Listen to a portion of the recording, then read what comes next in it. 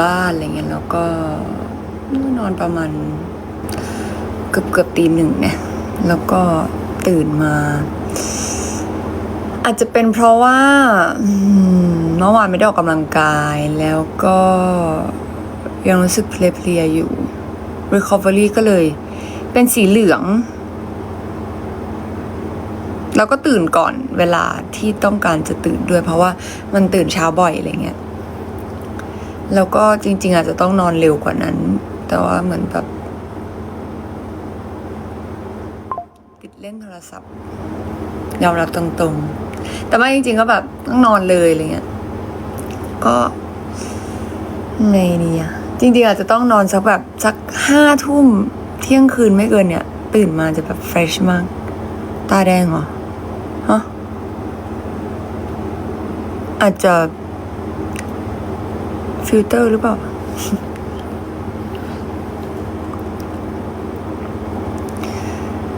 พี่พูดเบาๆหนูแอบหัวหน้าดูอยู่หนูใส่หูฟังสิ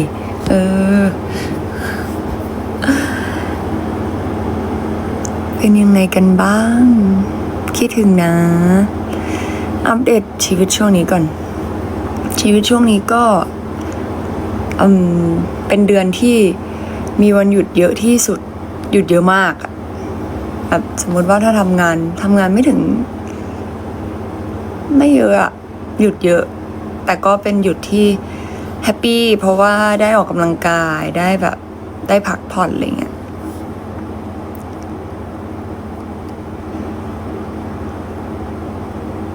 พักผ่อนก็ดีนะพี่ใช่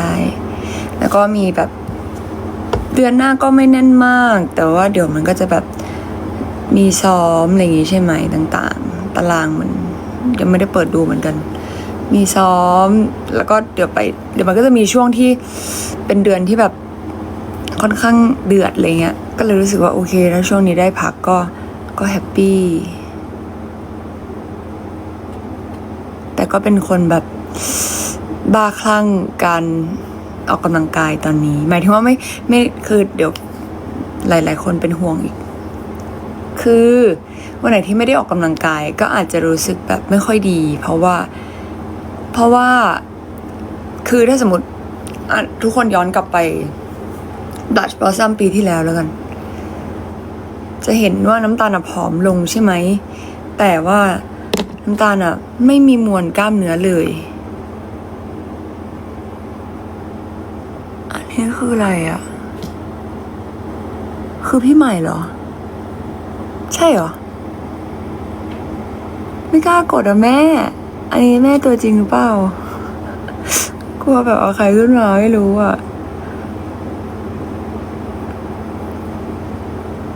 ถ้าแม่ตัวจริงแม่กดมาอีกทีมาอุ้ยนี่ไงสวัสดีค่ะนี่ไงน้ำตาลขา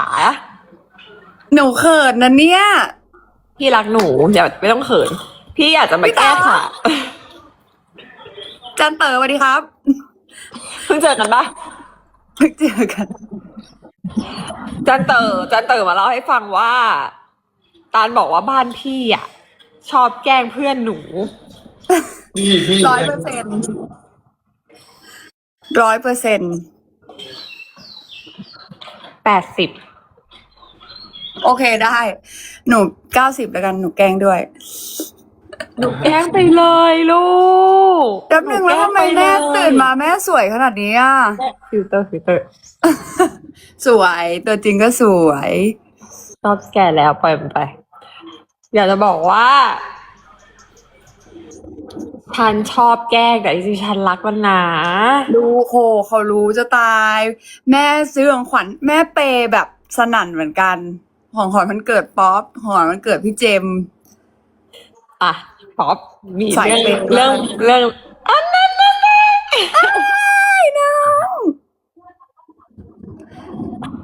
ยายเต๋อเขามีลูกเขาคนเดียว อ้าวไหนบอกว่ามีหมา7 ตัว แต่เป็นหมาพี่แต่ตัวนี้เหมือนแบบ เป็นตัวที่ซื้อให้เขา อ๋อโรแมนติก โอ้โหแต่สภาพหมาคือมันไม่โรแมนติกเลยลูกมันขู่ฟัดขู่แบบ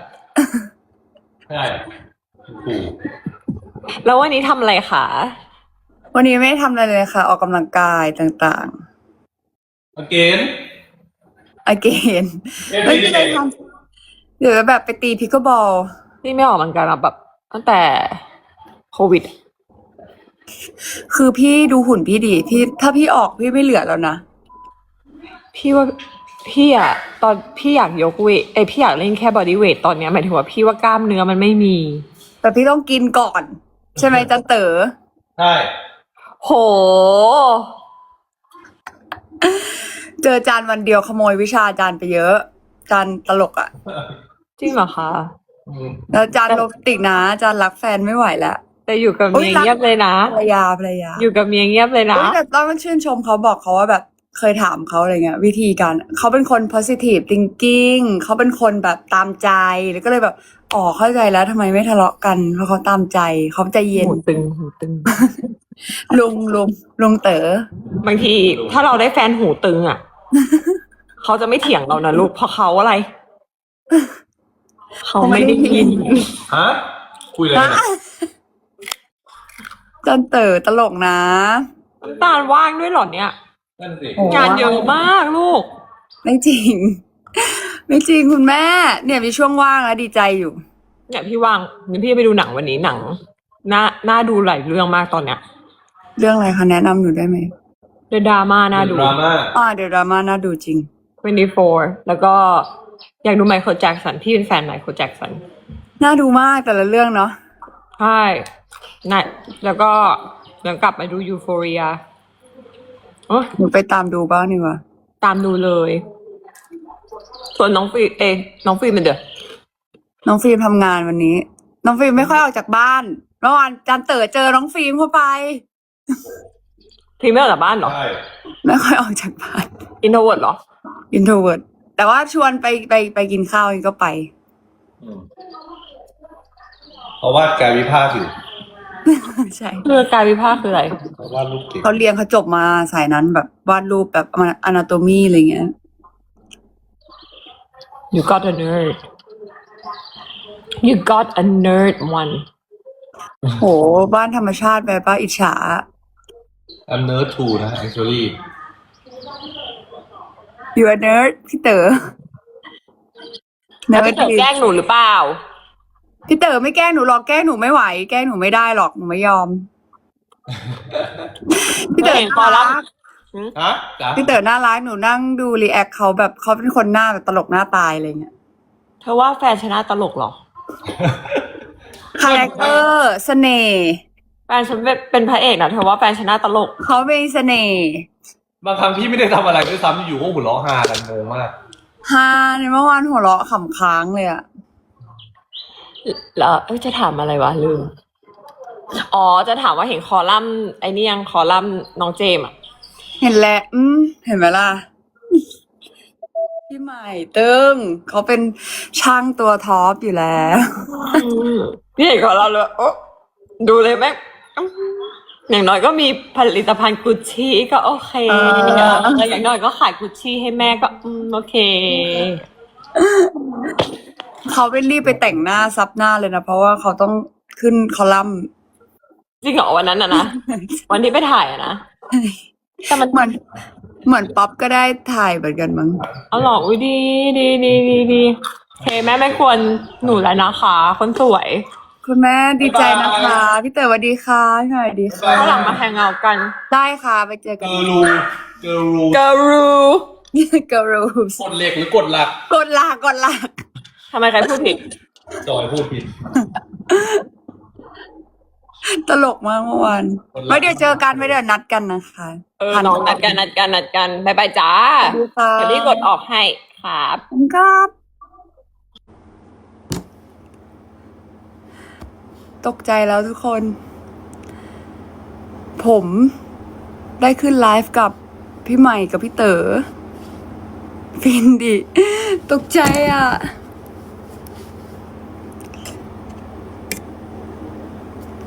ไปไม่เป็นเลยผม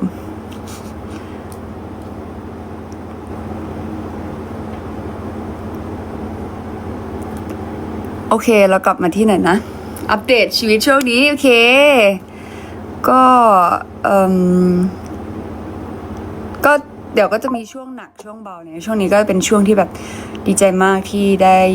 พักแล้วก็ได้ออกกำลังกายบอกว่าออกกำลังกายอย่างว่าคลั่งใช่ไหมเดี๋ยว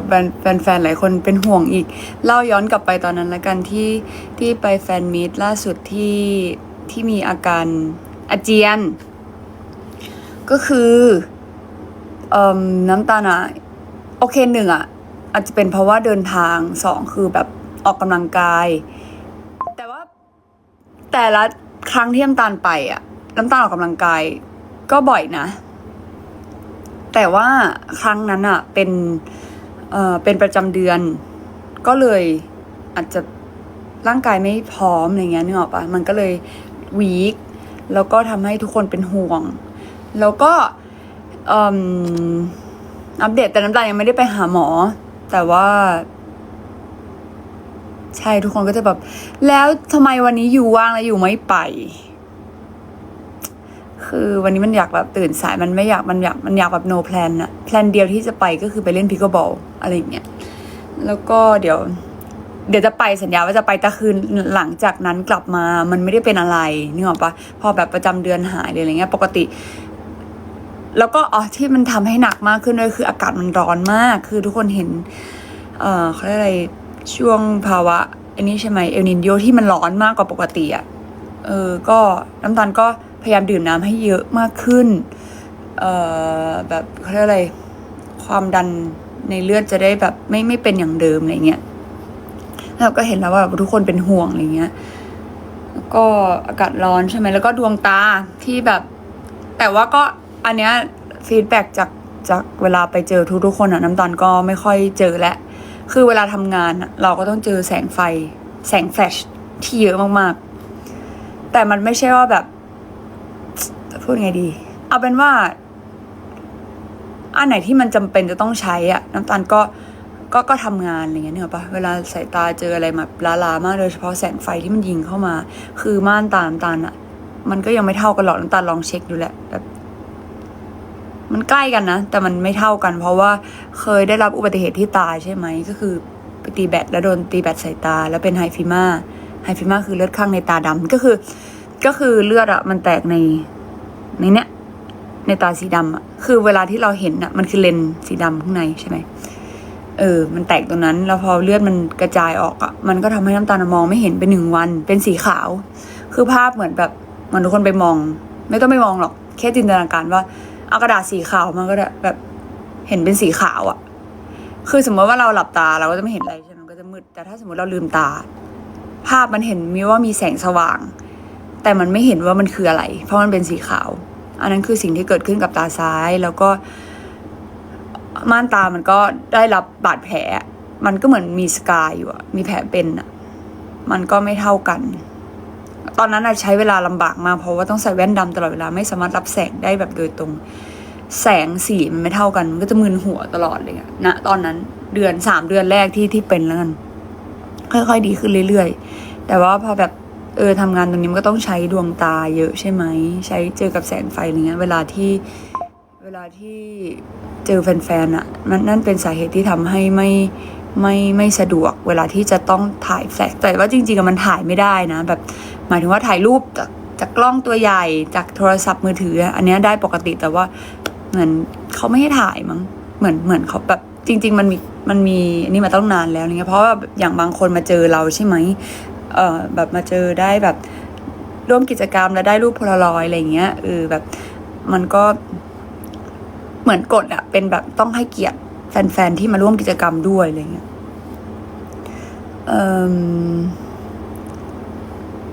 นั่นแหละก็เหมือนอัปเดตช่วงเรื่องสุขภาพให้ฟังส่วนร่างกายถ้าถามว่าทำไมคุณต้องออกกำลังกายเยอะด้วยก็เพราะว่าย้อนกลับไปช่วง Blush Blossom ปีที่แล้วใช่ไหมมันก็จะมีช่วงวันเกิดที่ทุกคนแบบเหมือนบางคนบอกว่าน้ำตาลผอมไปหรือเปล่าอะไรเงี้ยสำหรับน้ำตาลตอนนั้นน้ำตาลก็ชอบนะรู้สึกว่าตัวเล็กดีอะไรเงี้ยตัวเล็กกว่าปกติซึ่งน้ำตาลก็ออกกำลังกายอย่างผิดแล้วกันไม่มีความรู้ในแบบของน้ำตาลวิธีการออกกำลังกายวิธีการลดน้ำหนักของแต่ละคนไม่เหมือนกันเนาะหาวิธีที่ใช่สำหรับตัวเองแล้วกันหาวิธีที่ชอบแล้วกันแต่น้ำตาลจะมาแชร์ ของน้ำตาลว่าทำไมน้ำตาลถึงมองว่ามันผิด เพราะว่าตอนนั้นน่ะน้ำตาลเลือกที่จะวิ่งกลับบ้านมาก็วิ่งแต่จริงๆวิ่งมานานตั้งแต่แบบ ยังไม่ปิดกล้องพลูโตอ่ะก็คือเสร็จ5 ทุ่มเหนื่อยอ่ะตื่นตี 5ตื่น6 โมงอ่ะกลับมายังวิ่งอยู่อะไรเงี้ยแล้วกินตอนนั้นก็กินแบบงดแป้งด้วยมั้งส่วนใหญ่อ่ะแล้วก็แบบกินโปรตีนเป็นหลักแต่ก็ไม่ได้กินโปรตีนถึงไม่รู้ด้วยว่าต้องกินโปรตีนวันละเท่าไหร่อะไรเงี้ยวิ่งกินแป้งน้อยกินผักเยอะกินโปรตีนแทนอะไรเงี้ยแต่พอชั่นหนึ่งก็ไม่ได้เยอะนี่เตรียมข้าวมายังไม่ได้กินเลยนะมีอกไก่อยู่ข้างล่างก็อะไรนะอ่ะทำไมถึงลดผิดหลังจากนั้นก็น้ำหนักก็ค่อยๆลงทุกวันคือเราต้องบอกก่อนว่าน้ำหนักที่ดีอะเวลาออกกำลังกายจะต้องลงประมาณแบบอาทิตย์ละเดือนละเดี๋ยวบอกผิดอีกอาทิตย์หรือเดือนอาทิตย์ละ 0.5 มั้งอะแต่ว่าไม่ลงก็ไม่เป็นไรถ้าสมมติคุณเล่นเวทแล้วถามว่าทำไมยกขนาดนั้นแล้วน้ำหนักไม่ลงอ่ะก็พอน้ำตาลลดแบบนั้นใช่ไหมสิ่งที่ตามมาเคยบอกไปแล้วว่าผมร่วงเยอะมากเพราะน้ำหนักลงเร็วลงทุกวันละแบบขีด2 ขีดเขาเรียกเป็นขีดหรือเป็นกรัมนะขีด1 โล 1 ขีด 1 กรัมนั่นแหละลงไม่ได้เป็นเป็นกิโลแต่ลงเป็นแบบ0 จุดอะแล้วก็ประจำเดือนมาไม่ปกติเลยทุกคนแบบอยู่ก็มาแล้วหายแล้วก็มาใน1 เดือนอะคือแบบงุนหงิดมากอะพอได้มามีเทรนเนอร์จ้างเทรนเนอร์คุยกับเทรนเนอร์อยากได้หุ่นแบบนี้นะคะช่วงแรกที่ออกใช่ไหมออกแต่หลังจาก31 ธันวา1 มกราเราเริ่มออกเลยเริ่มออกตึงออกตอนแรกออกเองวิ่งอะไรเงี้ยก็เริ่มแบบศึกษาข้อมูลดูว่าแบบน้ำหนักตัวเท่านี้จะต้องได้รับสารอาหารโปรตีนวันละกี่กรัมคาร์บวันละกี่กรัมกินได้มากสุดกี่แคลไขมันกี่กรัมตะลึงช่วงแรกๆไปได้ดีไม่มีงานเลยเขาเรียกอะไรหยุดออกกำลังกายทุกวันมีวันพัก2 วัน upper lower พัก upper lower วนอย่างนี้คาร์ดิโอหุ่นดีจังกินถึงด้วยออกกินถึงเพื่อให้มีแรงออกถึงใช่ไหมเสร็จแล้วก็ต้องไปทำงานทีนี้น้ำหนักตัวเริ่มบวมแล้วเพราะว่ากินถึงแต่ออกไม่ถึงทำไงทีนี้กลับมาเจอเทรนเนอร์อยากได้หุ่นแบบนี้ค่ะเป็นกล้ามเนื้อสวยเลยก็จะมีช่วงที่ทุกคนเห็นใช่ไหมว่าน้ำตาลเริ่มที่มีคนมาว่าแบบลดน้ำหนักเดี๋ยวนี้ยูอ้วนแบบนึกออกปะไม่ได้ฟังเขาเลยแต่ตอนนั้นอะรู้สึกว่าไปถ่ายแบบแล้วโพสแล้วมันเหมือนแบบแขนมันเป็นกล้ามแล้วแบบเวลาเรายกหนักๆน้ำตาลเป็นคนที่เส้นเลือดตัวเนี้ยชัดมือแบบเป็นคนมือแบบคล้ายๆผู้ชายนิดนึงแบบเส้นเลือดตรงมือชัดใช่ไหมเวลายกมันยิ่งเป็นเส้นเลือดแล้วแบบก็รู้สึกแบบวิดีโอคอลหาเทรนเนอร์เดี่ยวนั้นเลยว่าแบบเนี่ยหัวไหล่มันเป็นอย่างนี้นะคือด้วยถ้าสมมติว่าคนออกกำลังกายเขาจะมองว่าก็สวยแล้วนี่แต่พอเราเป็นแบบศิลปินนักแสดง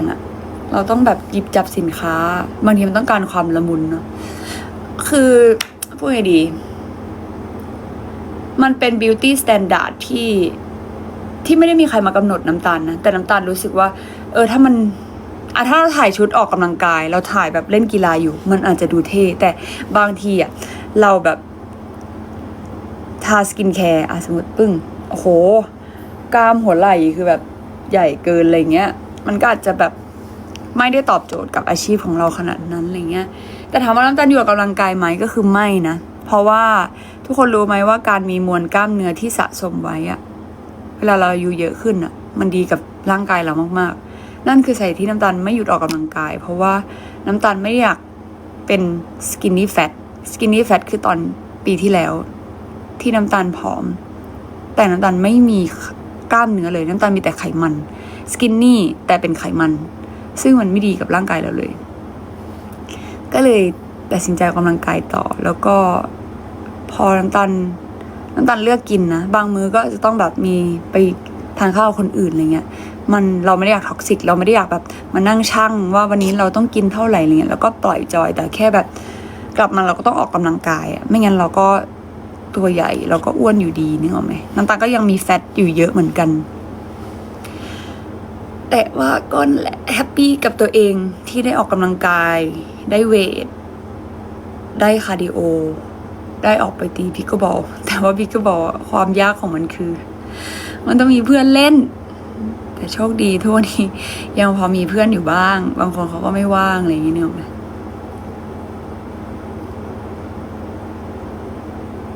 แต่ว่าคือไปซื้อไม้เทนนิสมานะแต่ซื้อแบบราคาไม่ได้แพงอะไม่ได้ซื้อแบบโปรไม่ได้ซื้อไม้แล้วเป็นหมื่นอะไรเงี้ยไม่กล้าเพราะว่ากลัวเสียเงินฟรีเพราะว่าขอรู้ใจตัวเองก่อนแต่พอลองไปคือจะนัดโค้ชก็สนามไม่ว่างเลยครับเพราะตอนนี้กีฬาเทนนิสเป็นกีฬาที่ป๊อปปูล่ามาก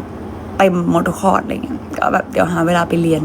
แต่แบบลองตีอัดกำแพงอะไรเงี้ยก็รู้สึกว่าฟีลอยู่คือมันก็คล้ายๆพิกเกิลบอลมันง่ายกว่ามันคล้ายๆแบบลูกมันเหมือนลูกปิงปองผสมตะก้อเพราะมันลูกใหญ่หน่อยอะไรเงี้ยไม้คล้ายๆไม้ปิงปองสนามใหญ่แต่ไม่เท่าเทนนิสคือมันเป็นทักษะคล้ายๆกันอะไรเงี้ยแต่ว่ามันจะตีแรงเหมือนแบดไม่ได้แต่น้ำตาลเล่นแบดไม่ได้จริงๆเพราะว่ามันเป็นทรมาไปแล้วคือให้เล่นก็คงได้แต่ให้เล่นตีคู่คงตีไม่ได้คือตีแล้วเป็นอย่างเงี้ยแบบกลัวแล้วถามว่าตอนถ่ายละครทำได้ยังไงก็กลัวแต่ว่าฟิล์มเขาไม่ได้หวดมาไงนึกออกปะเขาก็ตีแบบตีเบาๆอ่ะน้ำตาลก็โต้อะโต้กลางอากาศอะไรเงี้ยโต้เบาๆไม่ได้ตีกันแรงแต่ถามว่ากลัวไหมก็ยังกลัวอยู่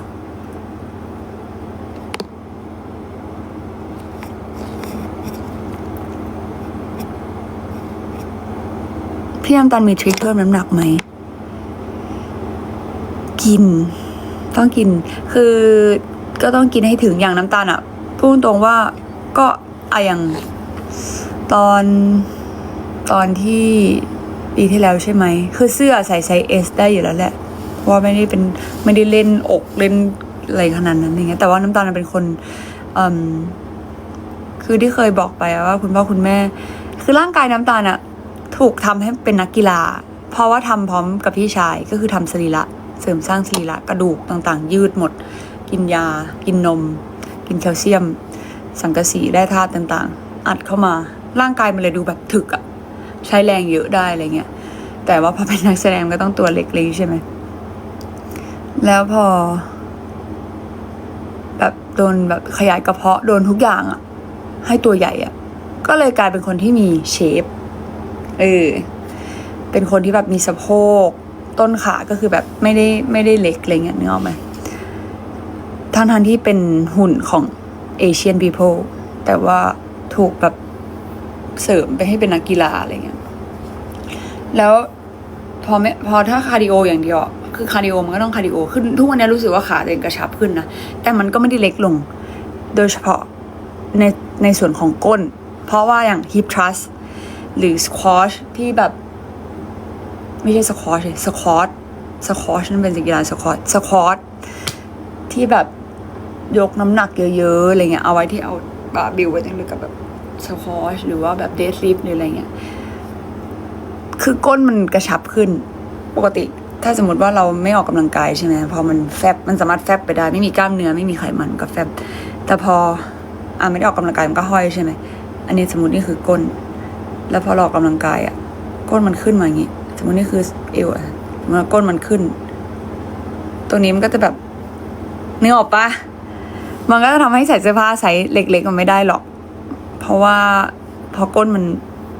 สมมติไม่ออกกำลังกายพอหรือกินสมมติกิ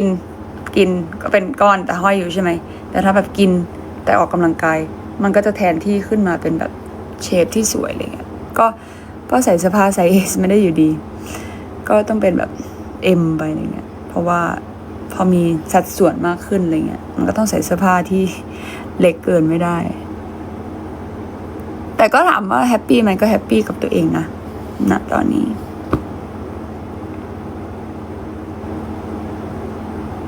อยากลดขามากพี่น้ำตาลช่วยแนะนำได้ไหมถ้าอยากลดไขมันก็แนะนำให้คาร์ดิโอแต่ถ้าอยากเสริมกล้ามเนื้อให้ดูกระชับสมมติว่าคาร์ดิโอใช่ไหมไขมันหายก้นเราอะหรือขาเราอะมันก็จะแบบน้องนิ่งน้องแหน่งอะมันจะแบบมันจะ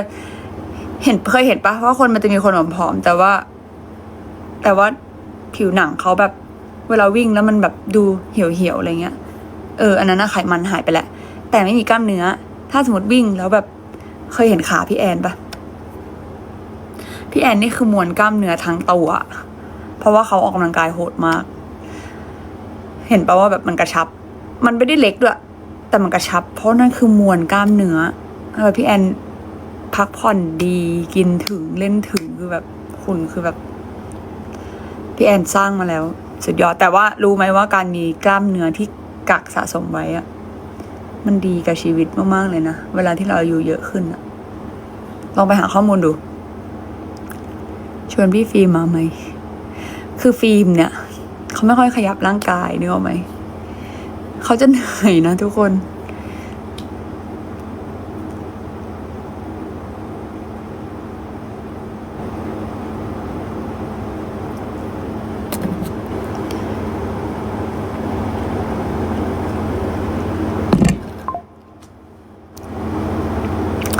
อัปเดตชีวิตเรียบร้อยแล้วใครมาแป๊บนึงนะเราอยู่ตัวนี้กันก่อน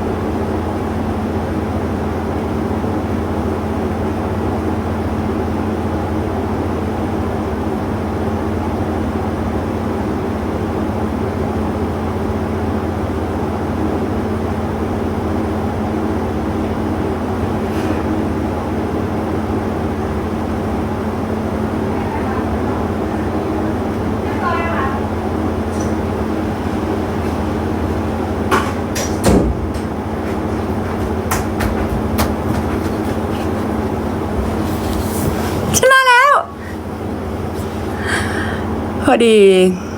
พัสดุมาส่งรอเลยนะ Huff Angel Place Call 3จะกดทันไหมแต่ว่ารอบเนี้ยคืออย่างรอบที่แล้วอ่ะมันก็มีสินค้าแบบคือรอบแรกใช่ไหมมันแบบเปิดมาก็ที่ไปขายที่น้ำตาลฟิล์มเป็นเซสเทลแล้วก็แทบไม่เหลือเลยมั้งไม่เหลือสินค้าเลยมั้งแล้วพอแบบรายสองก็คือเหมือนเพิ่มผลิตจำนวนเยอะขึ้นอะไรเงี้ยก็แต่ก็รู้ว่าแบบมีแฟนๆที่ยังไม่สามารถแบบซื้อได้เพราะว่าอยู่ไกลอะไรเงี้ยเพราะเรายังไม่ได้เปิดแบบ worldwide shipping อะไรเงี้ยแล้วก็เดี๋ยวพยายามหาทางอยู่น้ำตาลก็พยายามที่จะคือแบบเป็นเหมือนแบบเราไม่ได้จ้างแบบเราไม่ได้ทำแบบใหญ่โตเราใช้แบบโอเคทรัพยากรและผู้คนที่มีอยู่แล้วทุกคนก็มีงานเป็นของตัวเองอะไรเงี้ยน้ำตาลก็ต้องทำงานก็เลยเหมือนแบบยังไม่ได้ค่อยว่างขนาดนั้นแล้วก็ข้อ3ใช่ไหมสิ่งที่จะเกิดขึ้นคือจะมีสินค้าที่หลากหลายแล้วกันปกติเราจะมีแค่แบบ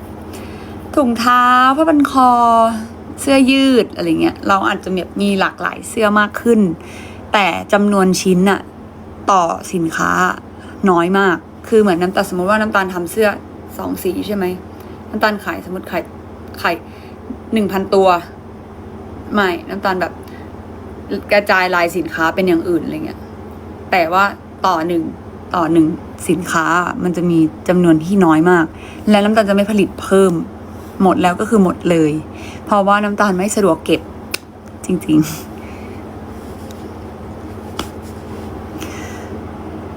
รีคอลหนึ่งอะไรนะมามีเห็นแวบๆนะรีคอลหนึ่งแรงมาก ไม่เราจะไม่รีแล้ว จริงหมดแล้วหมดเลยหน่อยมากแบบมีบ้านแบบ เห็นทีมบ้านแอดมินเขาก็ไม่ได้อะไรเงี้ยใช่เขาไม่ได้เสื้อพอเขาสองแบบทำสินค้ามาเยอะเกินมันก็เหลืออะไรเงี้ยแต่ว่าก็ยังขายได้บ้างพยายามทำให้มันแบบหลากหลายมากขึ้นแบบหลายๆคนจะได้แบบฉันไม่ได้อยากใส่เสื้อยืดฉันอยากใส่เสื้อแบบนี้ฉันอยากอะไรเงี้ยทำไมหน้าแดงจังอาจจะฟิลเตอร์ปะ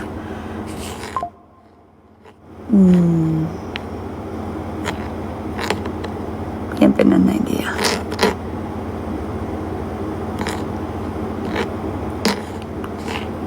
อันนี้ไหมอ่ะไม่แดงแล้ว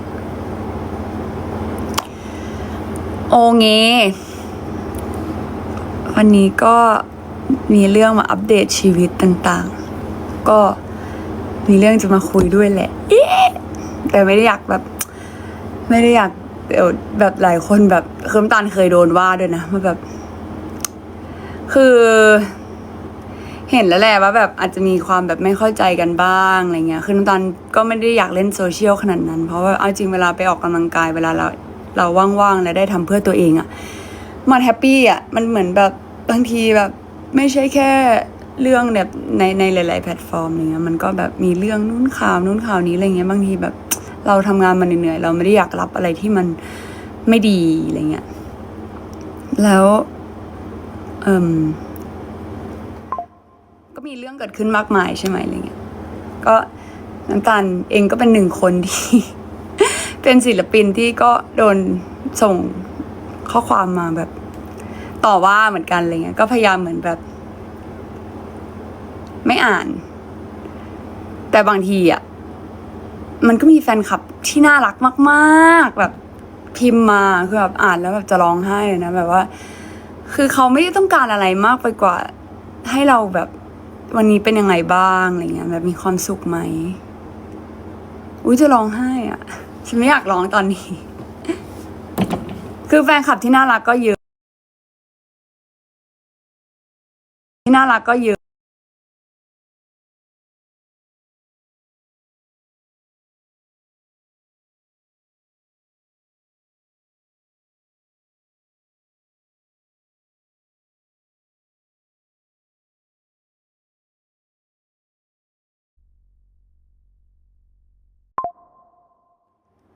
อ่ะ กลับมาละ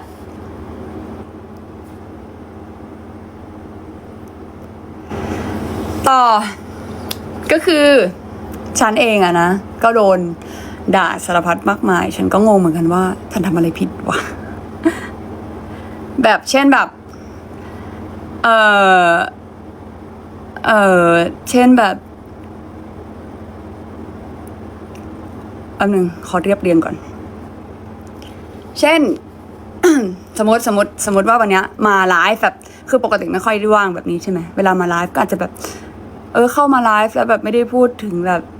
ไม่ได้พูดเรื่องจิตปาถะไม่ได้พูดว่าวันนี้ฉันกินอะไรอะไรเงี้ยอาจจะพูดเรื่องที่จริงจังไปหน่อยอะไรเงี้ยโดนแบบบอกว่าแบบสมมติว่ามีปัญหาเกิดขึ้นอะไรเงี้ยน้ำตาลก็จะเป็นคนเมื่อก่อนก็จะเป็นคนที่เหมือนแบบฉันอยากให้ทุกคนแบบเข้าใจไปในทิศทางเดียวกันพูดง่ายๆก็คือเหมือนแบกมันไว้ใช่ไหมแล้วก็อยากจะแก้ไขให้แบบให้มันเป็นอย่างที่ใจเราต้องการอะไรเงี้ยฉันก็โดนว่าแบบฉันไป control แฟนคลับหรือแบบทำไมไม่ stay in แบบ silent แบบพูดง่ายๆก็คือเหมือนแบบทำไมไม่อยู่เงียบๆอะไรเงี้ยแล้วก็ต่างๆนานาอะไรเงี้ยคือน้ำตาลไม่เคยอยากคอนโทรลแฟนคลับเลยนะแล้วก็ไม่อยากให้เข้าใจผิดแบบนั้นแล้วก็ที่แบบสมมติว่าคนนี้ไม่เข้าใจกับคนนี้อะไรอย่างงี้ใช่ไหมแบบไม่ได้อยากให้เกิด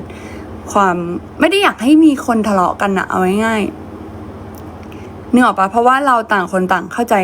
เจตนาของทุกคนอยู่แล้วแล้วน้ำตาลรู้อยู่แล้วว่าไม่ว่าจะใครที่เป็นแบบแฟนคลับเราอะไรเงี้ยก็คือรักเราอยู่แล้วแล้วก็เป็นห่วงเราอะไรเงี้ยแต่ว่าแบบเขาเรียกว่าอะไรหรือแบบบางคนก็แบบอย่าใจดีจนเกินไปแบบฉันไม่แปลกใจเลยทำไมคุณมีแฟนคลับน้อยหรือ คือเอาจริงๆนะแบบโอ้ยใจเย็นหนูก็โดนเยอะเหมือนกันถ้าสมมติว่าพี่มองว่าแบบอุ้ยฉันโดนคนนั้นคนนี้หนูเนี่ยแหละที่อยู่เฉยๆมันก็โดนน้ำตาลจะมาอธิบายให้ฟังว่าแบบไม่เคยต้องการคอนโทรลใครเพราะว่าน้ำตาลไม่สามารถเลือกได้ว่าแบบโอเคเดี๋ยวฉันจะต้องมีแฟนคลับแบบนี้นะแฟนคลับฉันจะต้องไม่ทำแบบนี้อย่างนี้นะมันไม่ได้หรอกคือเข้าใจหมดนะว่าแบบลูกค้าเขาเรียกอะไรแฟนคลับก็เป็นเหมือนลูกค้าใช่ไหมที่มาเสพผลงานเนี่ยเป็นผู้บริโภคผลงานแล้วกันอะไรเงี้ยมันก็จะมีทั้งสิ่งที่น้ำตาลทำได้ดีที่สุดก็คือน้ำตาลก็จะทำหน้าที่ในพาร์ทของนักแสดงให้ดีมากๆทำให้ทุกคนได้อย่างน้อยแบบได้ความสนุกได้มีน้ำตาได้ข้อคิดได้แง่คิดได้เสียงหัวเราะนั่นคือสิ่งที่น้ำตาลทำได้น้ำตาลก็ทำมันอยู่แล้วก็ทำอย่างเต็มที่ทุกงานซึ่งถ้ามันไม่ถูกใจน้ำตาลก็บอกเลยว่าอะไรที่เป็นข้อติชมแล้วน้ำตาลรู้สึกว่ามันจะนำมาพัฒนาตัวเองได้น้ำตาลก็จะเก็บมันไว้แต่ถ้ามันเป็นความที่ไม่ถูกใจของแบบของบุคคลเดียวอะไรเงี้ยหรือแบบเราไปร่วมงานกับใครแล้วเขาไม่ถูกใจเพียงเพราะว่าเขาไม่อยากเห็นอันนั้นน้ำตาลไม่เทคทุกคนไม่ต้องกังวลเลยน้ำตาลไม่เทคเพราะว่ามันไม่ใช่ความผิดของน้ำตาลมันไม่ใช่ความผิดของเพื่อนร่วมงานของน้ำตาลแต่น้ำตาลโดนคนเดียวมันไม่เป็นไรหรอกแต่ทำไมคนที่มาร่วมงานกับเราเขาถึงต้องโดนด้วยล่ะมันเป็นอาชีพเขามันเป็นหน้าที่ที่เขาได้รับมาแต่มันเป็นเพียงเพราะว่าบางคนไม่สะดวกใจที่จะเห็นน้ำตาลอยู่กับคนอื่นร่วมงานกับคนอื่นคือเราทำอะไรได้หนึ่งคือเรามีงานมันเป็นอะไรที่แบบทุกคนถ้าน้ำตาลไม่มีงานน้ำตาลก็ไม่มีเงินมาจ่ายค่าเลี้ยงค่าอาหารบูเบฟน้ำตาลไม่มีเงินมาใช้ชีวิตน้ำตาลไม่มีคนจ่ายค่าน้ำค่าไฟนะนึกออกปะคือลูกค้าให้งานมันเป็นอะไรที่แบบโหนึกออกปะมีงานก็คือดีกว่าไม่มีงานแล้วถ้าสมมติน้ำตาลไม่มีงานแล้วทุกคนจะติดตามอะไรแล้วถ้าสมมติน้ำตาลต้องไปร่วมงานกับคนอื่นคือกับฟิล์มมันมีแบบว่าโอ้ยน้ำตาลจะเลิกเล่นกับฟิล์มคืออะไรคือทุกคนต่างหยุดไปทำเขาเรียกอะไรไปใช้ชีวิตไปพักผ่อนกับครอบครัวมันเป็นวันหยุดแล้วเวลาเราเจอกันเนี่ยเราเจอกันเรารักกันมากขึ้นด้วยเราสนิทกันมากขึ้นด้วยเราวางแผนเราคุยกันปัดฟอสซัมเราจะทำอะไรกันคือแบบอย่าเอาตัวนี้มาบั่นทอนแบบความรู้สึกกันเลยแบบคือบางทีเราไม่ได้เทคแต่มันจะมีแฟนคลับบางคนที่เขาไม่รู้แล้วเขาอ่านแล้วเขาดันไปเชื่อคือน้ำตาลไม่โทษใครเลยนะแต่ว่าแบบกรองนิดนึงเวลาเราอ่านอะไรหรือเวลาเราจะเชื่ออะไรแล้วแบบไปเชื่อมาแล้วมาเบลมศิลปินหรือพอเราไม่ได้เจอกันแล้วเราดันมีงานร่วมกับคนอื่นไปด่าลูกค้าไปด่าคนอื่นๆไปมันคือสุดท้ายแล้วทำไมถึงต้องมาคุยมันไม่ใช่การคอนโทรลแต่มันคือสิ่งที่คุณกำลังทำไม่ถูกเพราะว่ามันกำลังกระทบชีวิตการทำงานของเรามันกำลังกระทบชีวิตแบบสภาพแวดล้อมของเราคนที่เขาจะเข้ามาอย่างเงี้ยใครจะอยากร่วมงานด้วยเนี่ยหรอปะแบบน้ำตาลฟิล์มเป็นเด็กที่พี่ๆในออฟฟิศเอ็นดูทุกคนอยากคุยด้วยคือไม่อยากจะเชื่อว่าเรามาถึงจุดที่แฟนคลับเมื่อก่อนด้อมน้ำตาลฟิล์มด้อมบ้านน้ำตาลโมจิฟูจิพลูโตทุกคนชื่นชมหมดว่าแบบแฟนคลับดีมากแฟนคลับน่ารักมากเป็นระเบียบมากน่ารักมากแบบคือชมแต่เรามาอยู่ในจุดที่ทุกคนเริ่มจะกังวลแล้วถ้าจะต้องร่วมงานกับน้ำตาลฟิล์มแต่มันไม่ได้มาจากฝีมือมันไม่ได้มาจากการที่น้ำตาลฟิล์มไม่ตั้งใจทำงานแต่มันมาจากปัจจัยที่พอแบบไม่ได้มาพูดคุยไม่ได้มาอะไรอย่างเงี้ยกันแล้วกลายเป็นว่าใช้รูปเราเขียนไบโอว่าแบบเป็นโอเคเป็นแฟนคลับน้ำตาลฟิล์มรู้เข้าใจหมดเลยเพราะ ย้อนกลับไปพูดถึงแบบในพาร์ทผู้บริโภคเนาะแบบอันนี้น้ำตาลไม่ได้พูดถึงแฟนคลับน้ำตาลรวมหมดไม่ว่าจะเป็นไทยแฟนหรืออะไรต่างๆพูดตรงๆว่ายิ่งเป็นภาษาไทยน้ำตาลเห็นบางทีมันหลั่นขึ้นมาเป็นภาษาไทยใช้ถ้อยคำที่หยาบคายมากๆอะแล้วประดับด้วยหน้าเราและก็ชื่อด้อมเราอะพูดตรงว่าแบบไม่น่ารักเลยอะยิ่งเป็นภาษาไทยยิ่งรับไม่ได้เลยอะแบบหรือแบบโอเคสมมุติว่าการจะเรียกร้องอะไรจากแบบบริษัทหรืออะไรสมมตินะน้ำตาลอะจะยกตัวอย่างให้ฟังสมมติว่าสารที่เราอยากจะสื่อไปสมมุติว่าฉันเป็นผู้บริโภคฉันเป็นแฟนคลับฉันจ่ายเงินเพื่อได้อะไรมาถ้าเป็นน้ำตาลจะใช้วิธีพูดดีๆสมมติเราพูดดีๆเราใช้คำถ้อยคำหยาบคายส่งไปผลลัพธ์มันอาจจะไม่เหมือนกันก็ได้นะคือเจตนาเดียวกันคือต้องการเปลี่ยนพูดดีๆต้องการเปลี่ยนเป็นแบบนี้ได้ไหมคะเพื่อที่จะได้ตึงกับพูดคำหยาบทำไมไม่ตึงหยาบมากสมมติพูดดีๆสารถึงพูดไม่ดีสารถึงผลลัพธ์เวลาพูดดีๆอาจจะเปลี่ยนแปลงในทางที่ดีหรืออาจจะยังไม่ได้เปลี่ยนเลยแต่พูดไม่ดีตรงเนี้ยสารอาจจะไม่ได้มีอะไรเปลี่ยนแปลงหรือสิ่งที่เปลี่ยนแปลงคือโอเคงั้นไม่ต้องใช้น้ำตาลฟิล์มแหละตึงเข้าใจปะคือพอมันมีคำพูดที่แบบว่าแบบอยู่คอนโทรลแฟนคลับน้ำตาลเลยไม่ได้อยากมาพูดหรืออะไรพวกนี้เยอะแต่พอน้ำตาลเห็นแล้วมันแบบมันเริ่มไปไกลแล้วมันไปเรื่อยแหละน้ำตาลก็ต้องโปรเทคตัวเองเพราะว่าน้ำตาลเข้าใจน้ำตาลบอกก่อนน้ำตาลเข้าใจแฟนคลับทุกคนว่าทุกคนอยากให้น้ำตาลอะไปอยู่ในจุดที่ดีที่สุดนึกออกปะหรือยกตัวอย่างเช่นแบบต้องอธิบายก่อนนะอันนี้ไม่ได้เป็นการปกป้องนะแต่มันคือการที่แบบถ้าสมมติว่าคุณจะไฟท์เพื่อน้ำตาลเรื่องหนึ่งอะแล้วยิ่งคุณพูดไม่ดีอะแล้วมันไม่ใช่เรื่องที่ถูกต้องอะเราจะดูแบบอะไรอะในสายตาคนอื่นเช่นแบบการรับงานสมมติพี่หญิงไม่ได้มีส่วนเกี่ยวข้องกับการรับงานนะผู้จัดการนะคือเขาเป็นแค่คนที่เราอาจจะปรึกษาว่าแบบพี่ว่าเรารับงานนี้ดีไหมหรือบางงานเขาอยากให้เรารับด้วยซ้ำแต่เราอาจจะแบบหนูว่าไม่รับดีกว่าสุดท้ายคนที่ตัดสินใจมันคือเราคนขายงานเขาขายหมดแหละทั้งตึกอ่ะเขาขายหมดแต่คนซื้อคือลูกค้านึกออกปะคือเราไม่มีสิทธิ์ไปแบบต่างๆนานาอะไรเงี้ยแต่ว่าอย่างของน้ำตาลแค่อยากให้ทุกคนแบบรักน้ำตาลอย่างพอดีอ่ะใช้คำพูดอย่างมีเอมพัตตี้อ่ะน้ำตาลเป็นศิลปินที่คนในด้อมรู้น้ำตาลพูดถึงเอมพัตตี้เยอะมากแต่คนในด้อมน้ำตาลกลับไม่มีเอมพัตตี้อันเนี้ยช็อกนิดนึงไม่นิดอะช็อกเลยแหละก็เลยรู้สึกว่าแบบช่วยมีเอมพัตตี้หน่อย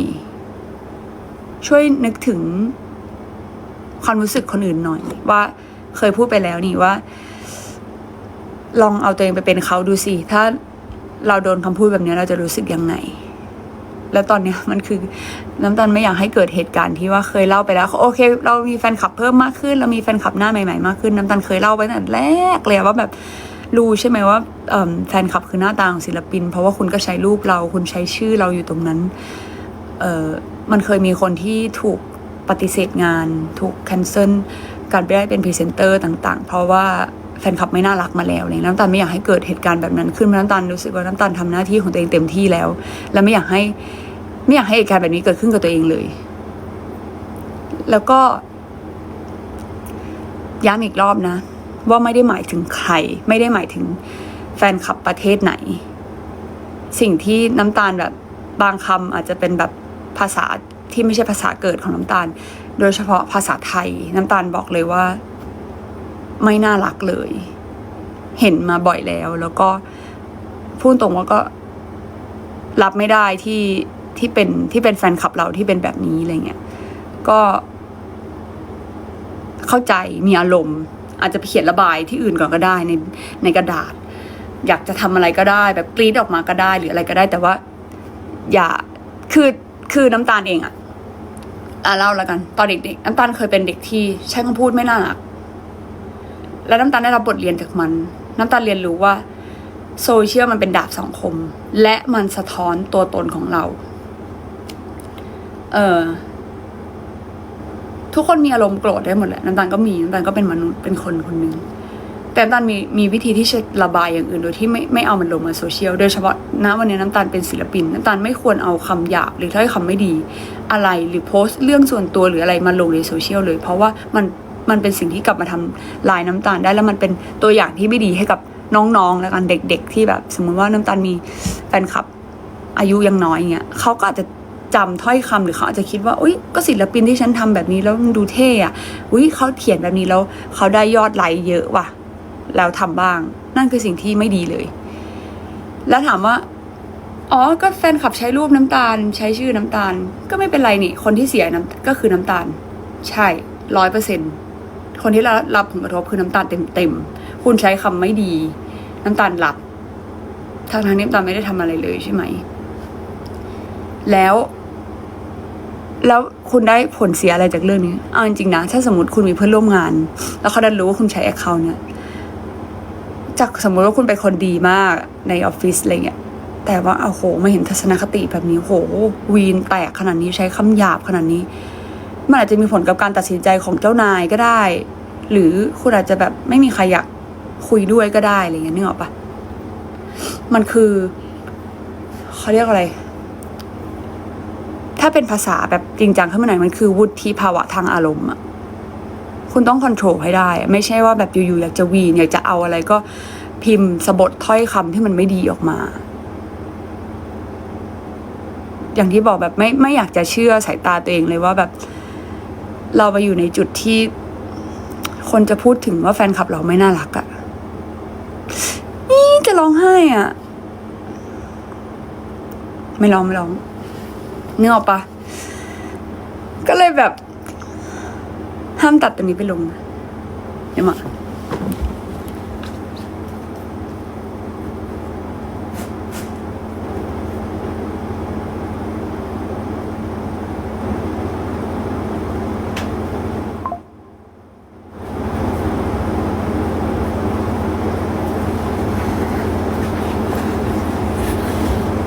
แล้วเขาเปลี่ยนฟิลเตอร์ก่อนไม่สะดวกเลยที่จะให้เอาส่วนที่หน้าแดงไปลงนะจ๊ะตึงมาเข้าใจไหม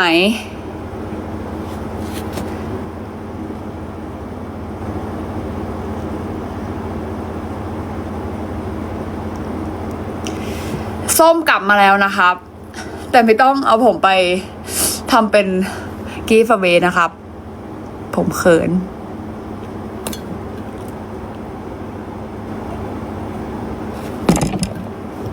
โอเงส้มหยุดผมอยากจะมาคุยนะคะบ่อยๆเลยผมวันนี้ได้แบบไปอัปเดตชีวิตตอนแรกก็แบบเขาจะเบื่อไหมเนี่ยกลัวคนกดออกแล้วก็มีคนฟังอยู่ผมมันจะมาอัปเดตชีวิตถ้าผมว่างๆผมจะมาคุยกับคุณเยอะๆเลยเพราะว่าอะไรรู้ไหมวันนั้นผมจะร้องไห้อีกวันที่ทรายมีแฟนคลับเดินขึ้นมาน้องพี่ชื่นชอบผลงานน้องมากๆเลยนะแล้วมันก็จะมีคนที่ชื่นชอบผลงานน้องอีกเยอะมากเลยแต่เขาแค่ไม่เล่นโซเชียลแล้วเขาก็ไม่ว่างมาจริงๆน้องอย่ารู้สึกท้อนะพี่น้ำตาแตกเลยครับผมนึกออกปะเนี่ยแฟนคลับนั้นเชื่อไหมว่าแบบเวลาเจอกันแฟนๆที่แบบไปเจอกันไม่ว่าจะเป็นแฟนมีตติ้งงานแฟนไซน์หรืออะไรคนที่มาหาข้างหน้าไม่เคยมีใครพูดไม่ดีเลยนะแล้วทุกคนน่ารักหมดเลยคนข้างหน้าแบ่งให้คนข้างหลังถ่ายรูปคือมันยังเป็นมวลที่แฮปปี้อยู่นึกออกปะแล้วฉันก็ยินดีที่แบบโอเคร้อนตับแตกแต่ฉันอยากเดินเมาส์แฟตให้ครบทุกคนเลยฉันก็เลยแบบเฮ้ยทำไมตอนนี้แบบอยู่ตรงนั้นทุกคนดีหมดเลยแบบไม่ว่าจะเป็นไทยแฟนอินเตอร์แฟนทุกคนรักผสมกลมกลืนเป็นอันหนึ่งอันเดียวกันหมดแต่พอฉันเข้ามาในโซเชียลเท่านั้นแหละฉันท้อฉันกดออกแทบไม่ทัน แล้วฉันก็แบบบางคนอะมาเจอฉันอะหน้าคือจะร้องไห้อยู่แล้วอะน้ำตาลโอเคไหมน้ำตาลหายหรือยังน้ำตาลปวดเป็นห่วงมาก ตึ้งในโซเชียลคนที่ด่าฉันคุณคือใครเนี่ย เคยมาเจอกันไหม หรือว่ายังไงนะ ผมงงครับ ผมก็เลยคิดว่า คนที่ด่าผม ไม่ได้รักผมแหละแบบสมมติจะมาด่าก็คือแบบ เพราะน้ำตาลไม่ได้ทำตามความต้องการของเขาทำไม่ถูกใจ น้ำตาลไม่ลดน้ำหนัก น้ำตาลไม่อยู่เงียบๆอ้าวร่างกายผมอ้าวผมอยากคุยกับแฟนผมอะแฟนขับผมน่ารักอะคนที่เขารออยู่อะเขามีอะผมปิดไปแล้วไม่ต้องส่งมาอีก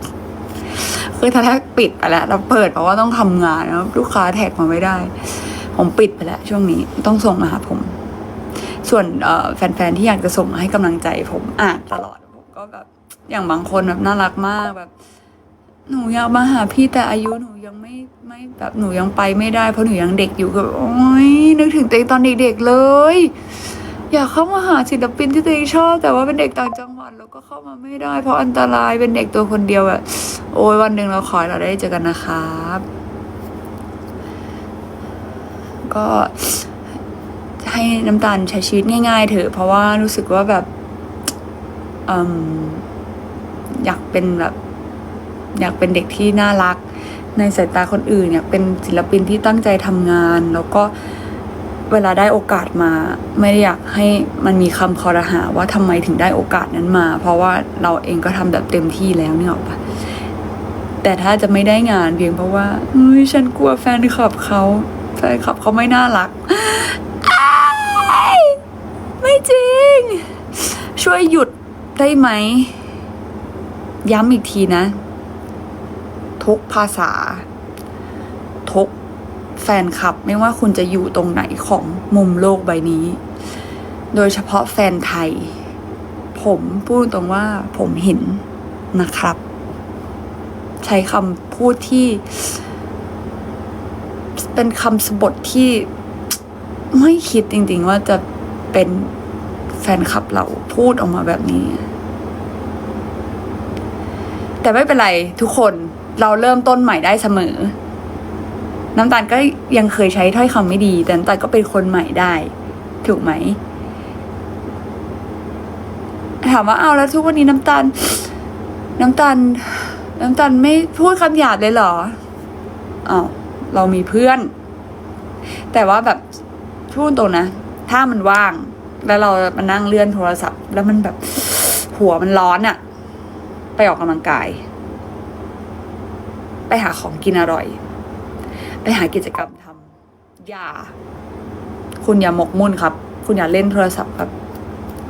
เราไม่ได้สามารถเปลี่ยนแปลงอะไรได้ทั้งหมดบนโลกใบนี้นึกออกปะ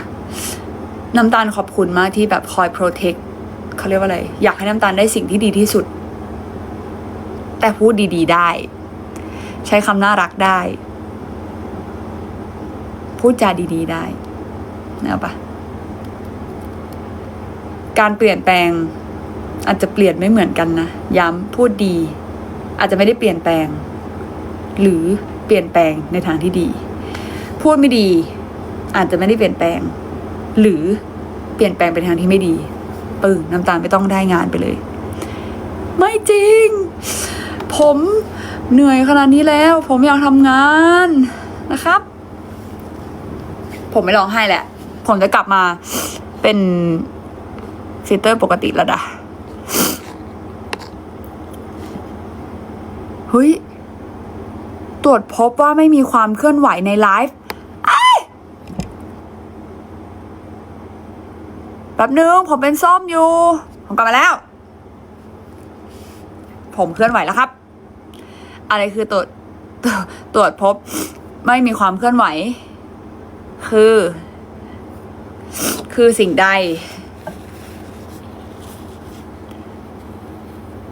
ขอเช็ดน้ำมูกแป๊บ คนเป็นภูมิแพ้จะเข้าใจนะคะพอเปิดต่อม running nose ก็คือมันมาเลย ให้ผมกินข้าวให้ดูไหม ผมไม่มีเรื่องที่อยากจะให้ทุกคนต้องซีเรียสอะผมดีขึ้นแล้วแต่เพราะเดี๋ยวแต่ผมก็รู้ว่าผมคอนโทรลอะไรไม่ได้หรอกแต่อย่างน้อยก็อะอย่างน้อยๆแล้วกันก่อนที่มันจะมากไปกว่านี้นะครับใช้คำพูดที่มันน่ารักนะครับเวลาคุณอยากได้อะไรคุณก็พูดดีๆนึกออกปะเหมือนแม่จะใช้ให้เราทำอะไรอะเลยอยากให้แม่พูดกับเราดีๆเลยพูดไม่ดีมันหงุดหงิดได้ปะเราไม่รู้หรอกว่าทีมงานอะเขาทำเต็มที่มากๆแล้วเขาอาจจะแบบมันอาจจะดีที่สุดของเขาแล้วโอเคถ้าสมมติมันยังไม่ดีพอสำหรับเราก็อาจจะแบบพี่คะช่วยแก้ไขตรงนี้ได้ไหมหนูว่ามันจะดีขึ้นมากเลยถ้าพี่ทำแบบนี้เขาอาจจะทำไม่ได้เลยในทันทีแต่เขาอาจจะเก็บเรื่องนี้ไว้ว่าแบบเขาแนะนำมาแบบนี้ว่าพี่เนี่ยหนูมีพี่ลองออกแบบเป็นแบบนี้พี่ลองทำแบบนี้ไหมคะพี่ลองปรับเปลี่ยนแบบนั้นถามว่าแฟนคลับที่พูดดีๆแบบนี้มีผมก็เห็นคนที่เขามีวุฒิภาวะทางอารมณ์อ่ะเขาใช้คำพูดดีมากแล้วคนอ่านมันสบายหูสบายตาสบายใจนึกออกปะเราไม่รู้หรอกว่าแบบสมมติว่าสมมติคุณอะวันนี้คุณไปทำงานแล้วคุณอะอาจจะทำเพอร์ฟอร์มงานออกมาได้แบบไม่ได้ดีมากวันนี้คุณอาจจะปวดท้องหรือคุณอาจจะแบบคุณอาจจะอกหักมาที่บ้านมาคุณอาจจะป่วยวันนี้แม่คุณอาจจะแบบหกล้มเข้าโรงพยาบาลไม่เคยมีใครรู้เลยเราเก็บมันไว้ในใจเราไม่ได้มาถึงแล้วแบบวันนี้นะฉันน่ะโดนแบบฉันน่ะสะดุดฉันน่ะโดนรถบางทีบางคนเขาอาจจะแบบไม่ได้ระบายออกมาอันนั้นหมายความว่าทุกคนก็ไม่ได้รู้เรื่องของแต่ละคนใช่ไหมว่าวันนี้เขาไปเจออะไรแย่ๆมาเหมือนกันวันนี้คุณไปเจอเรื่องแย่ๆมาคนอื่นไม่รู้มาถึงเลยสมมติเจ้านายนะแบบสมมติเจ้านายพูดว่าแบบสมมตินะแบบน้องพี่ว่านะอันเนี้ยพี่ว่ามันยังไม่เป๊ะอะแต่ถ้าสมมติน้องแก้ตรงเนี้ยพี่ว่ามันอาจจะดีขึ้นก็ได้อาจจะลองทำดูก่อนไหมแล้วเดี๋ยวเอามาให้พี่ดูอีกทีกับแบบนี่เธอไปทำอะไรมาเนี่ยรู้ไหมเนี่ยว่ามันใช้ไม่ได้เลยแบบโอ๊ยทำงานนี้ก็อยู่บ้านเนี่ยสมมติพูดไม่ดีกับเราพี่วันนี้หนูอาจจะทำงานไม่ดีหนูอาจจะส่งงานช้าวันดีหนูรถชนเจ้านายไม่ได้อยากรับรู้นะครับนึกออกปะเขาอยากรับรู้แค่ว่าวันนี้งานมันเสร็จไหมแต่นั่นแหละเราไม่มีทางรู้เลยว่าแต่ละคนไปเจอเรื่องอะไรมาเพราะฉะนั้นก็พูดกันดีๆโดยเฉพาะเนี่ยโหในไทยเนี่ยอากาศร้อนไม่ไหวแล้วแอร์บ้านผมเนี่ยจะเย็นสักวันไหมนึกออกปะโชคดีนะที่ช่วงเนี้ยผมไม่ได้มีเรื่องเครียดอะไรอะแล้วถามว่าผมเคยมีเรื่องเครียดไหมผมมีดิเฮ้ยมาอากาศผมมีเรื่องเครียดดิบางทีผมเครียดเรื่องนี้ไม่เป็นดั่งใจผมเนี่ยผมเปิดเข้ามาโซเชียลผมอยากจะเข้าใจปะทุกคนมีเรื่องเครียดกินข้าวค่ะพี่จริงเพราะว่าผมจะเห็นละบ่ายโมงผมเมาเกินนะวันเนี้ยผมเมามาเป็นชั่วโมงละผมเนี่ยชาเขียวผมเอือดแล้วชาเขียวส่วนน้ำตาลเป็นอะไรสาธุมีแฟนๆซื้อชาเขียวที่น้ำตาลชอบมาให้แต่ขอโทษนะครับก็คือไม่อยากให้ซื้อเพราะราคามันแพงแต่มันต่อชีวิตน้องน้ำตาลได้วิธีการไม่ได้มีอะไรมากผมไม่ได้แบบถึงขั้นแบบว่าชงขนาดนั้นอะไรเงี้ยวิธีการก็คือแต่แฟนคลับซื้อเครื่องร่อนชาเขียวมาให้เ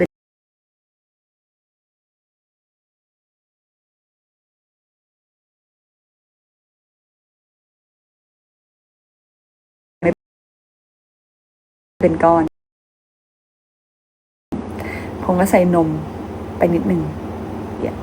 กดหมุนแล้วก็ใส่นมเพิ่มแล้วก็หมุนลอง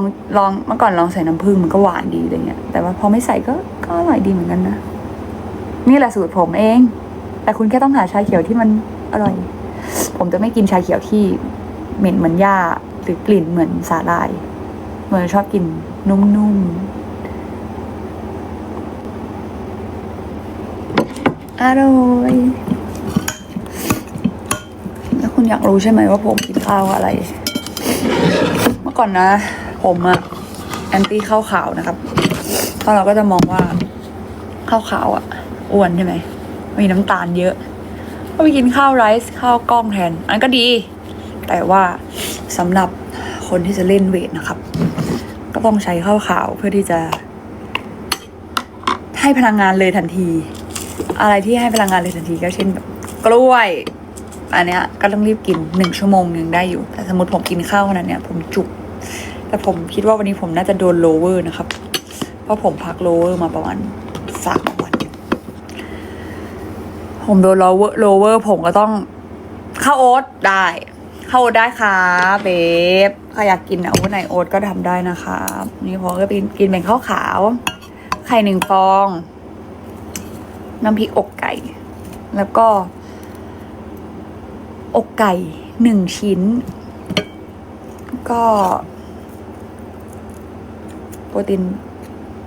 มื้อนี้ก็ถึงครับถึงเลยแหละจะเกินนิดหน่อยเพราะว่ามีน้ำพริกอกไก่กล้วยขนมปังถูกต้องครับสำหรับคนที่อยากแบบรีบๆเนาะกล้วยขนมปังก็มีแรงแต่กล้วยบางทีก็ลูกหนึ่งแอบหมดเหมือนกันครับระหว่างทางอุ๊ยน่ากินบ่ยาย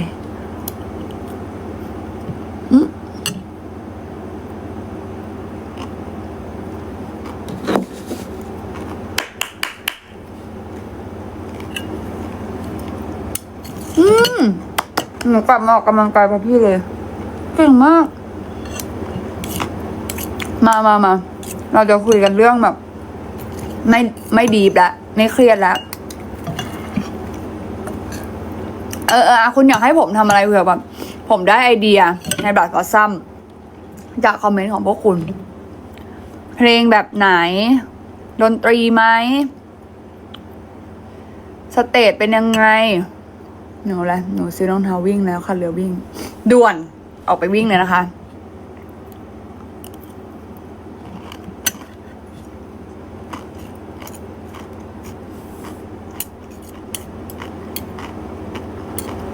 อยากได้เพลงซึ้งเหรอ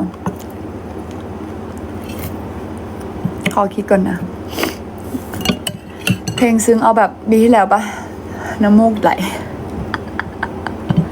ซึ้งพอปะอันนั้นอะ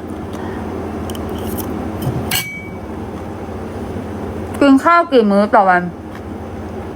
แล้วนึงมันต้องเคี้ยวด้วยอะกลัวแบบโดนว่าไม่น่ารัก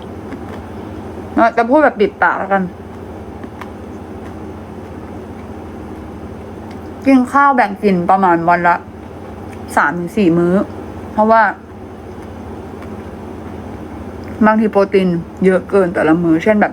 สมมติว่าไม่ได้อยากกินเยอะก็อกไก่แบบชิ้นหนึ่งบางทีก็แน่นแล้วอะไรเงี้ยหรือบางทีแบบ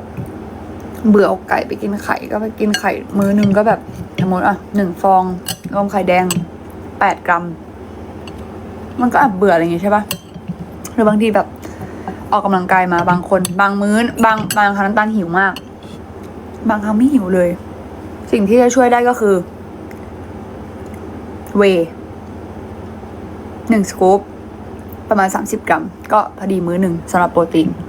เพราะว่าเราต้องกินโปรตีนประมาณวันละประมาณ100 กรัมมันก็จะเป็นแบบ30ก็ได้แต่บางทีมันไม่ถึงใช่ไหมหรือบางทีจะเกินมาแบบ120ก็ได้ก็แบ่งไปเพราะว่าทุกคนอย่าผอมด้วยการอดอาหารเลยมันไม่ดีหรอกเราทำระยะยาวไม่ได้หรอกเมื่อคุณไปออกมาเนี่ยร่างกายคุณถูกใช้พลังงานไปถ้าคุณไม่ให้เขากินบางคนไปแกล้งเขาร่างทองยังหรอกผมเริ่มใหม่รอบที่ร้านบางทีไปแบบต่างประเทศผมก็หลุด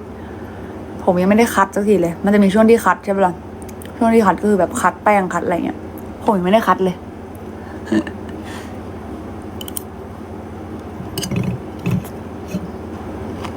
ครับแม่ กินก่อนลูกเดี๋ยวติดคอ นี่สินะ แม่ที่แท้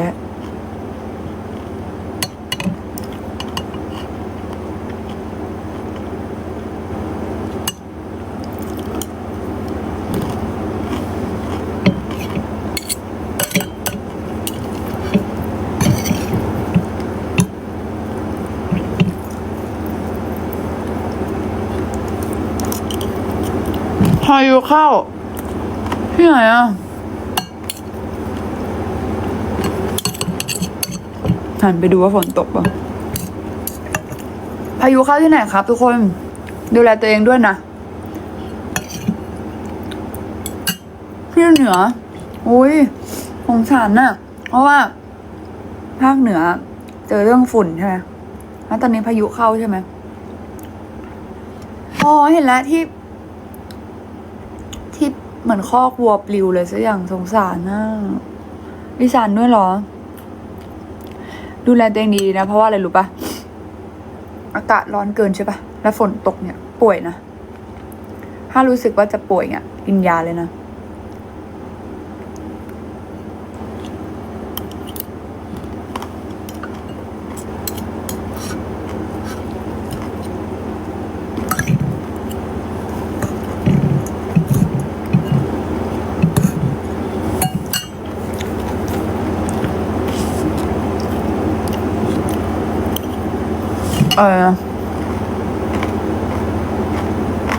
แล้วมึงผมอ่านไม่ทัน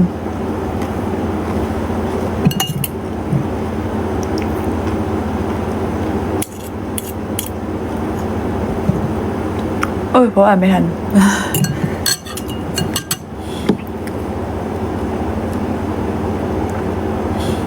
กินนมพิงอกไก่ของอะไร ผมเลยอยากจะปักตะกร้าเหลือเกินเผื่อแล้วผมจะได้เปอร์เซ็นต์บ้างอันนี้อกไก่อ่ะทุกคนกินก็อร่อยหลายๆร้านนะแต่ร้านนี้ขึ้นต้นด้วยคำว่า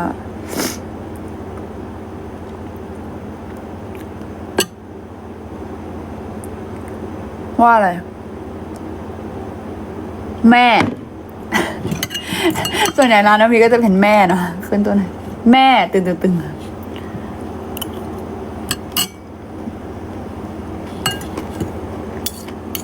โปรตีนถึงครับไม่ต้องห่วงเกินด้วยบางทีอะช่วงนี้ผมหลุดเลยอะผมมีกินส้มตำทุกวันอะตอนเนี้ยโซเดียมผมเกินอะเนี่ยพอผมน้ำมูกไหลทีเดียวเท่านั้นแหละยาวเลย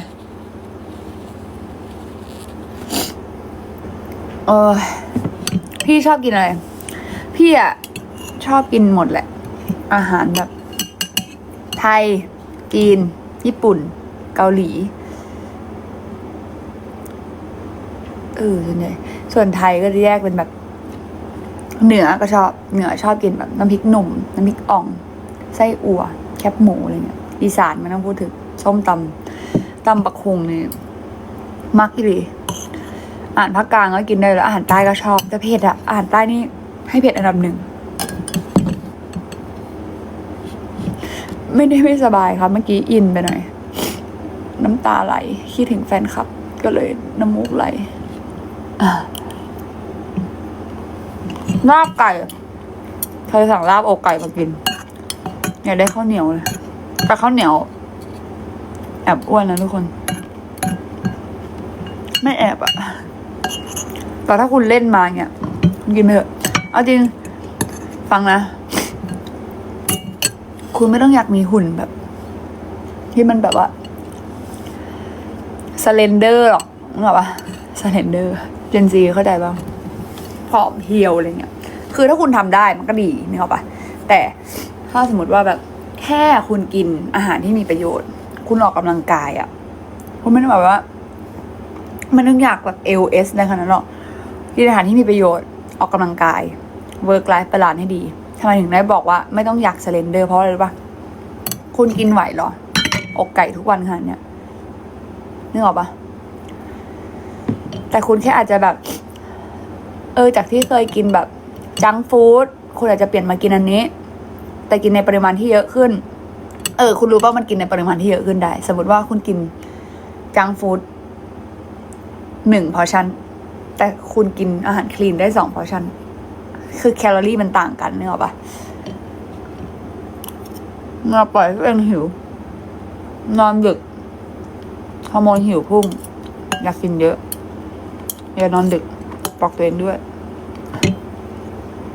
พอคุณไม่กินหิวหนักกว่าเดิมใช่ปะทีนี้มันจะยิ่งทวีคูณหิวก็กิน อิ่มก็พอ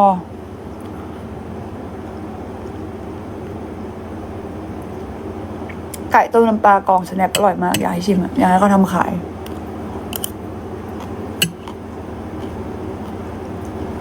ผมเห็นนะว่า คุณอยากมาเป็นโค้ชตีเทนนิสให้ผมอยากได้นะเนี่ย ผมอยากได้โค้ชแต่ผมกลัวแบบผมตีไม่เก่งแล้วผมกลัวโดนดุอ่ะใจเย็นนะถ้าคุณจะมาสอนผมอ่ะมีใครเป็นโค้ชอยู่บ้างไหม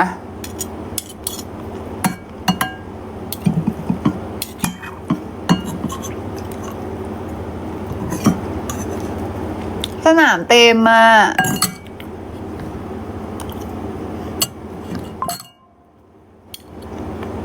พี่ออกแบบเหรอน่าสนใจแฮะ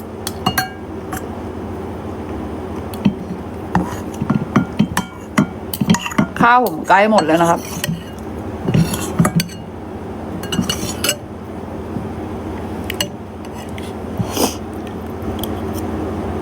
ไฟฟิล์มตีไม่เป็นเลยไฟฟิล์มก็เรียนอยู่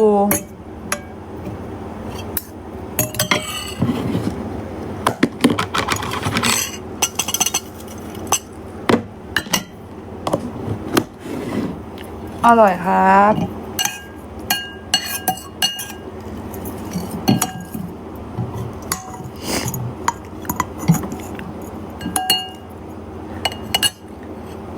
แล้วก็อีกเรื่องหนึ่งคุณอย่าตีกันเยอะเพราะอะไรรู้ปะมันเปิดช่องให้แอนตี้แฟนมันทำร้ายผมนะครับบางคนไม่รู้อีกว่าแอคนี้คือแอนตี้แฟนผมนี้แบบกำหมัดผมไม่ได้กำหมัดที่แฟนคลับเราไปเชื่อเขานะผมกำหมัดที่แบบหาช่องอยู่แล้วสิกำหมัดเลยนะครับหาช่องใหญ่เลยนะ เป็นไรเอ่ยอะไรครับ แต่ว่าทุกคนไม่ต้องกลัวน้ำตาลจะเครียดนะเป็นข้าคิดเสมอว่าแบบคนดังระดับโลกเขาโดนหนักกว่าเราเยอะคนดังระดับโลกเขาโดนหนักกว่าเราเยอะเราเป็นเพียงแค่โอ้โหตัวน้อยๆในจักรวาลนี้คนดังในโลกนี้เขาโดนหนักกว่าเราเยอะมันก็ทำให้แบบมีเพื่อนละอุ้ยแบบเวลาเห็นเขาโดนเนี่ยเราก็สงสารเขาเนี่ยคนดังระดับโลกเขาโดนหนักกว่าเราเยอะทั้งนั้นที่เขาก็ไม่ได้ทำอะไรผิดเหมือนกันเนื้อปะ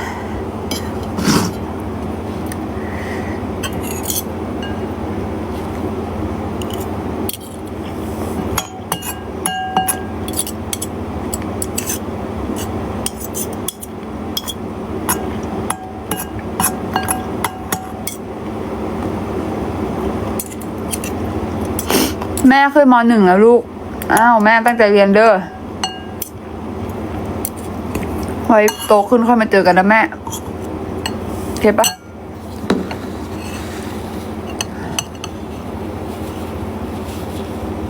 ใครขำอะไรเกลียดวะอ้าวอย่าเกลียดผม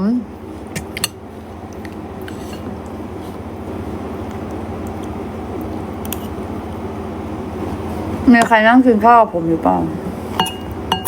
สวีทเลยนะเด็ด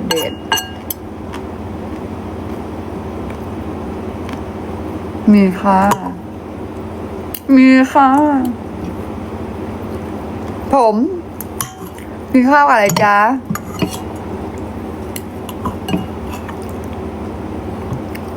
เป็นไงได้กินข้าวด้วยกัน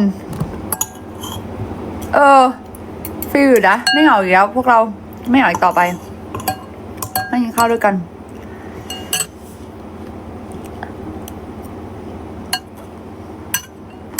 แม่เพิ่งป .4 ป .4 เล่นติ๊กต็อกแล้วเหรอเล่นได้เหรอ กินเสร็จแล้วเหรอ เราแป๊บนึงใกล้เสร็จแล้ว เดี๋ยวไปล้างจานพร้อมกัน มากินข้าวบ่อยๆนะ โอเงโอเงอย่าเพิ่งเบื่อกันนะ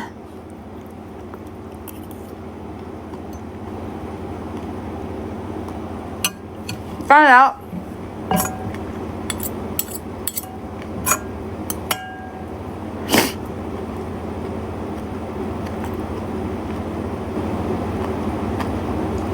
แม่ดูหน่อยกินข้าวหมดปะหมดแม่จ๋าหนูกินเยอะจ้ะแม่ไม่ต้องห่วงนะจ๊ะ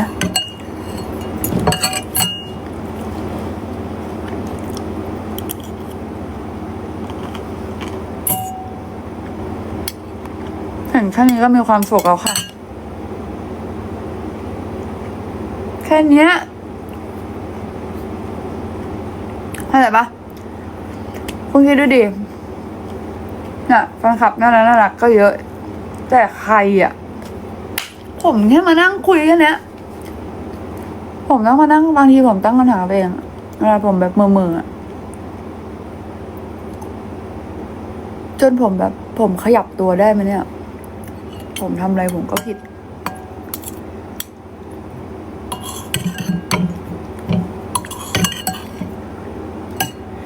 จำไว้อีกทีนะ ปกป้องได้รักกันได้ แบบมีเอมพัตตี้พูดจาดีๆ ไม่ทำร้ายใคร เอาตัวเองไปเป็นคนอื่น แค่นั้น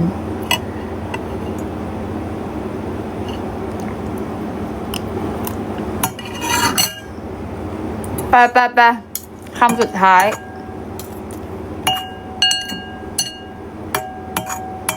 อย่าลืมกินข้าวทุกคน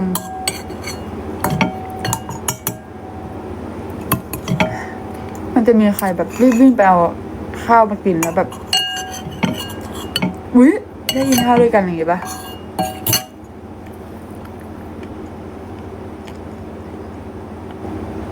ป้อนหน่อยเอ้ยทำเป็นอ้อนสวีทเกินพักเที่ยงพอดีอ่ะด่วนเลยพี่รีบแกะปิ่นโตเลย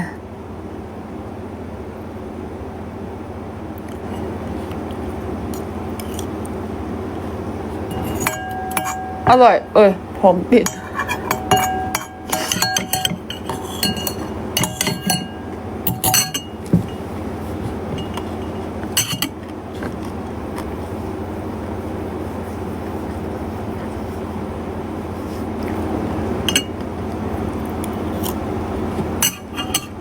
หมด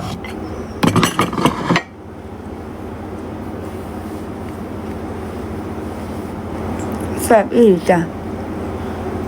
เหมือนมานั่งดูลูกกินข้าวเลยโอเคจะหาเวลามาไลฟ์นะ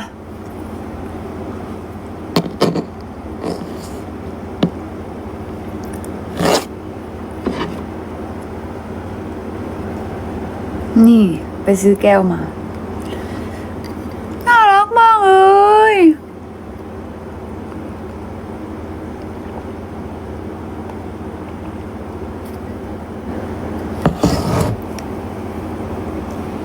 เก่งมากลูกทำไมแม่เยอะจังไลฟ์นี้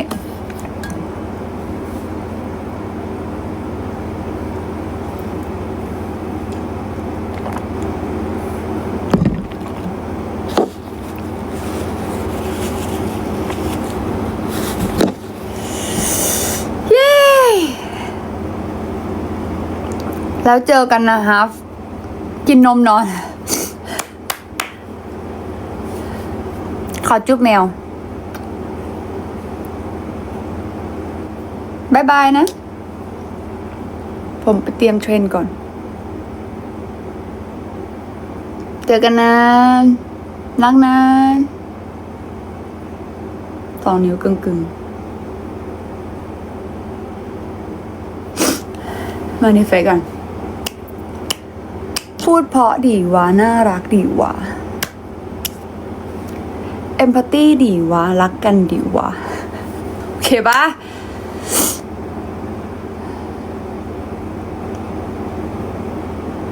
Love you อย่างกึ่งมากลูกนะคะมามี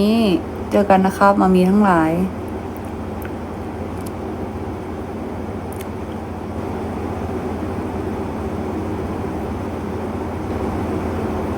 บ๊ายบาย